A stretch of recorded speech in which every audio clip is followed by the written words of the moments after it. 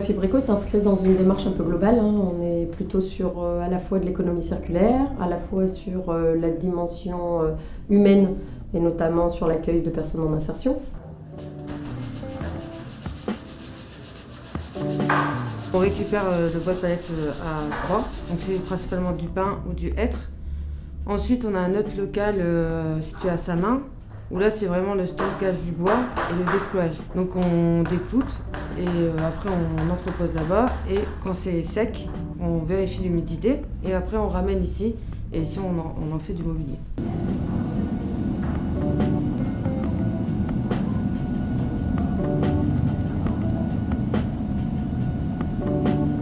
Tous nos objets sont modélisés, donc ça c'est quand même une force importante.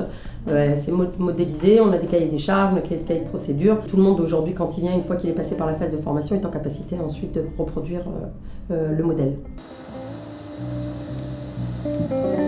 Les points forts de Fibrenco, c'est le fait d'apprendre tous les jours dans une structure qui est moins hiérarchisée, de manière rigide qu'une entreprise conventionnelle. Et puis le côté économie circulaire, ça me plaît beaucoup. Dans la tête des gens, se dire d'acheter une table à 150 € alors que je peux en avoir une à 30 €, sauf qu'en fait, c'est pas comparable. Donc du coup, il y a un changement d'échelle aussi à faire comprendre aux personnes. Et on est plutôt dans une démarche durable aussi, on est sur quelque chose de qualité, quelque chose de durable. Donc c'est de démontrer aux personnes qu'il faut arrêter peut-être de changer systématiquement, de regarder les objets aussi comme étant des objets utiles et pas que des objets esthétiques. Et que du coup, ces objets-là, on peut les garder de génération en génération. C'est ce que faisaient nos grands-parents, etc. À l'époque, on ne jetait pas les mobiliers.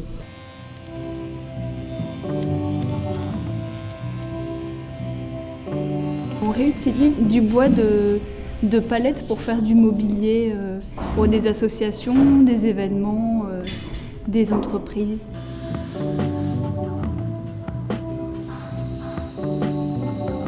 On a fait différentes tables. On a fait aussi des bandes d'accueil, des chaises, des tabourets, des face-à-face. Donc c'est des grandes consoles comme pour les bars. Des barrières, des tabourets. On a fait un peu tout. On a fait aussi à l'époque des lampes. On est sur un statut juridique association loi 1901 à but non lucratif.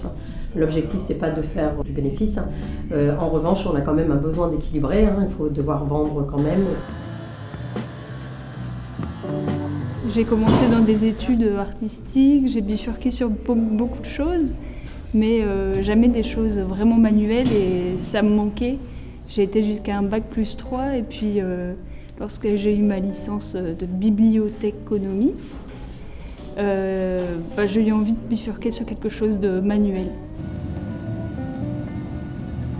On est inscrit quand même dans une question et des enjeux importants aujourd'hui, pouvoir continuer à être quand même dans une démarche de réflexion, de développement. Alors que si on produit, on va dire, de manière mécanique, bête et méchant, à un moment donné, on ne développe plus, on ne réfléchit plus, et voilà. Et c'est pas du tout l'objectif de Fibrenco.